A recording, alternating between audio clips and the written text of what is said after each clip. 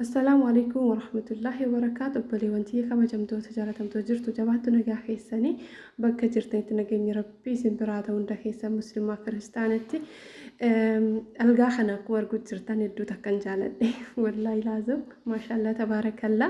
مشالينكم مشالي وجيد أفي الرتي بيكسسها غرغرا حاسو وربادتي ويا دكيا لايك جودان والبرانغها شير قد أريو تكيساني في اللي والججبيسون والقدسودا أتهرأ يو شير قوتي نموت وجي كنين ججبيسيته بروس اللي مو ربين جزاسيف كايا شير سي نمسي سيفيرو دندا نمسي ججبيسو كنا نموت وجي على ججبيسو نجتشا أبو أجاب وجي ساتي كوني في زاوية تناني بيتاني في زاوية تنا جتشو لا سي سورة أرقمتو تنا كنو أكنا بريد ساني وجتشو تجراني في زاوية أمتك بياربات التجارو قم ساتني أما فاشني تاتي إثيوبيا كيس جرتو إسيتنا بقى تسالوني كعملي أكدراني قم ساتني متي بفة تكشو ثنا مكا سالوني كايمت أكدراني قدتش سالوني كايم ربيع مجلس وجيم بريد وانتي وجتشو إيجا الجالي ببريدا خنا فكاتو كان وجته أبو أجب فادا أوجي ببريدو أوجي إتشمو فركتك أبا Akkuma arguu jirtan isaanan isin argitan kun guutuun waanuma agana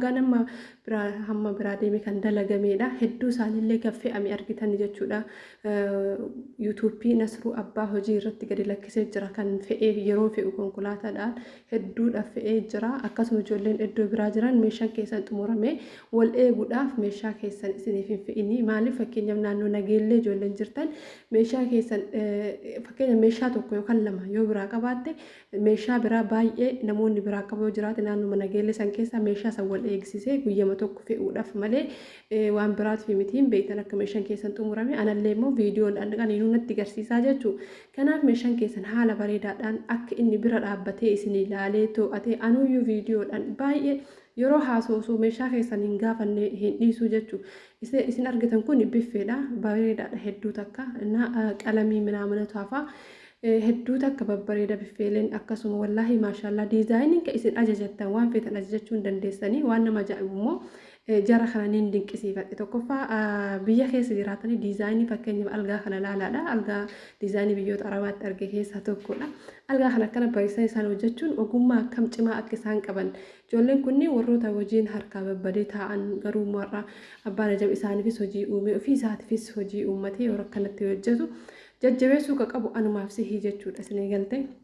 Amma illee immoo gorsoota garaagaraa maashinoota garaagaraa isinii bituu ni danda'a. Dhugaa dubbachuuf waan biizinesaa kana namni hundi tooftaa biizinesaa kana hin beeku. Namoota beekurraa immoo fayyadamuun dirqama keessan.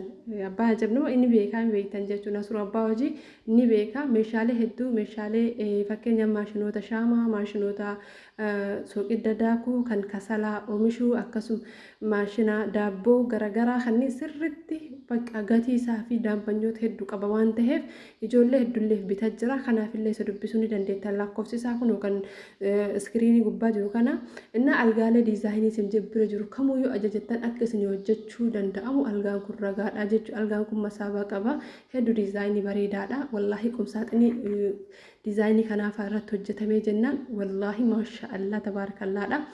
Akkuma jiraatan waan dalagatan tan itti gammadanii jiraatan obboleewwan tiyyaa gaafa tokko biraa deemna duniyaa tan gabaabduudha. Kanaaf waan dalagatan duniyaa teessan biyya arbaa tanatti kasabattan keessaa waan gaggaarii akkanaa kana qopheeffattanii galuun isinuma fayyada isinuma gammachiisa isinuma itti gammada isinii galte. Maybe warri biyya keessaa waan akkanaa kan amanameetu jira kan maalumatti godhamu akkanaa kanaa jedhu biyya keessaa cusuu warra biyya keessaatti nu hin galchinu nu garuu biyya ormaa kana gaafateen waan jireenya gaarii hawwina isinii galte jireenya gaarii san immoo birrii keenya sirreeffanna marii namaatti osoo hin taane mataa keenyarra dhaabbanne jechuudha. Kanaaf obboleewwan tiyyaa kuni qubsaaxiniidha natti fakkaata.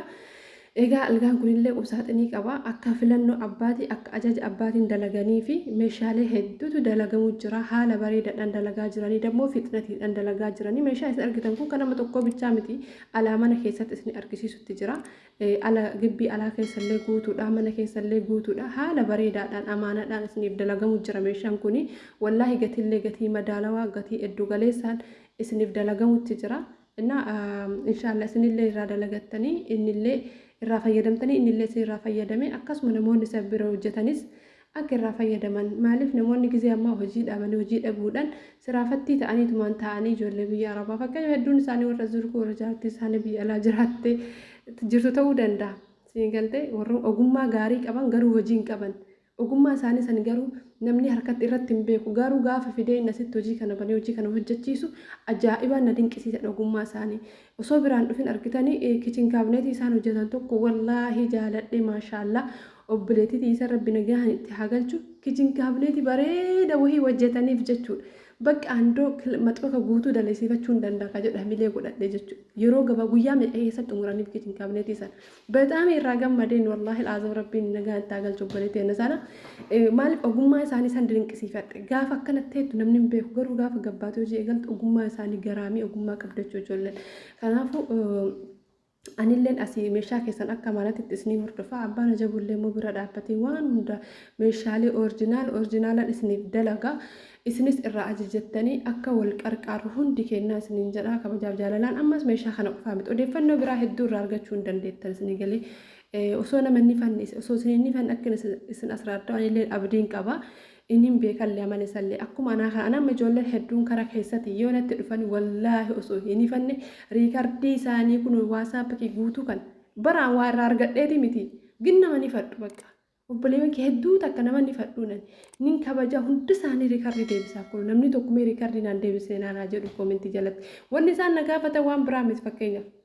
Waa'ee soorata dabbaa kana faana gaafachuu danda'an waa'ee zayitaa faana gaafachuu danda'an waan danda'an waan barbaadan garuu waan beeku takka ittiin dabu waan wallaalillee dhiisidha jalaa hin callisu. Inna inni laga ana caaladhaa inni ana daraanuu akkasi garuu biizii ta'uudhaan namoota hedduuf yookaan sagalee deebisuu dhabuu danda'a. Yeroo san immoo itti uffachuu dandeetta. Ana na dubbisa yeroo san. Ana na dubbisa sagaleen keessan isa bira isa hafeennaan ana na dubbisaanii ana bilbilee. Isiniif gaafadhaa jechuudha. Innaa kanaafiyyuu warroonni itti uffattan yoo jiraattan illee asumaan dhiifamaa isiniin jedha. Bakki isallee bu'ee meeshaa ajajattan kanarraa immoo shaashamanni illee naannoo sana arsii bahaa fi lixaa kutaa barbaadaniira jechuudha. Arsii bahaa fi lixaa keessa naannoo barbaadaniira jechuudha. Kutaa naannoo barbaadaniirratti isiniif ergamuu ni danda'a. Sodaata akka malee jechuudha. Amaanaadhaan isinii dalagamee jechuudha. Kanaaf ajajadha. Warri ajajattanii fudhattanillee rabbi keessa isin haa bulchu. Warri immoo meeshaan keessan xumuramellee maallaqa keessan galcha.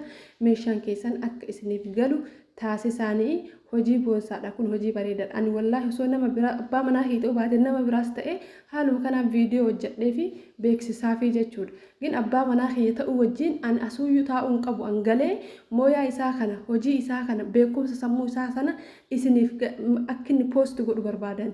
Abbaa jaboo bira galee akka kanaan dura yeroo biraa hin deemin sana haasaa isaa sana jechuun wallaahi haasaa biizinasii isaa hamilee isinii warisan sagalee isaa sanuu waraabee beekumsuu mataa isaa keessa jiru sanuu yuutuubii keerra gad isinii lakkisuu barbaada tooftaalee biizinasaa jechuudha.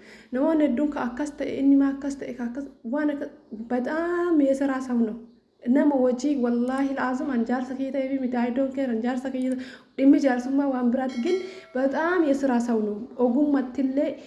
Tooftaa hojiillee ni beeka. Indoo of caalaa namaaf hojii uumuu jaalataayyuu akkas beekayyuu inni jechuudha. Shamarran keenya hedduu keessan wallaahi laazum osoo yaada wahii isinii kenne ergixanyaan yaada isaa san fudhattanii akka milkaa'uu dandeetta jechuudha rabbii gaditti. Rabbi irra isin qarqaaree jechuudha isinii galte. Kanaaf ani amma bakkuma tanaa taa'uun hin barbaachisu kan jedhu beekumsaa fi ogummaa inni qaburraa inni zimoonee labbinyim garuu waan as taa'uu qabutu jira. Waan isa daggafuu qabutu jira. Waa wal daggafuu qabantu jira. Ogummaa si keessa jiru baaseetti dalaguuf birrii si barbaachisa. Beekumsi keessa jirullee baaseetti dalaguuf birrii si barbaachisa. Silazii birrii san immoo bira taa'ee silkii waraabuuf yookaan immoo waan akkanaa caalaatti yoo as taa'ee xiqqoo wayyinnaa waan jedhu yaade garuu amma san hundaa dhiisee jira. Beekaa. Innaa yeroo muraasa booda inshaalla isa biraan argitanii ammaan immoo tuyyuu waan feetan jechuun dandeettanii gaafa hangale immoo inshaalla irras ni deemee tokko tokkoon bakka barbaadan biyya barbaadanii isin deemee wallaahi waan feetan isin hojjechiisuu ni danda'a. Arabiyaa majlis waan feetan jechuun bakka barbaadan Oromiyaa kutaa Arsii keessa jechuun Arsii bahaa lixaa bakka biraa yoo fagaachuu sodaadhillee jechuudha. Kanaaf inshaalla jajjabeessaanii sabiskiraayib godhaa fi mana sallee YouTube isaa Nasruu Abbaa Hojii jedha akkasuma laayikii viidiyoo kana godhaa ajajachuu warri feetan lakkoofsa wanni gubbarraa kanaan ajajadha isinin jechuu barbaada obboleewwan xiyya. Wassalaamu alaikum warahmatullahi wabarakaatu. Viidiyoo kanarra dheeressu.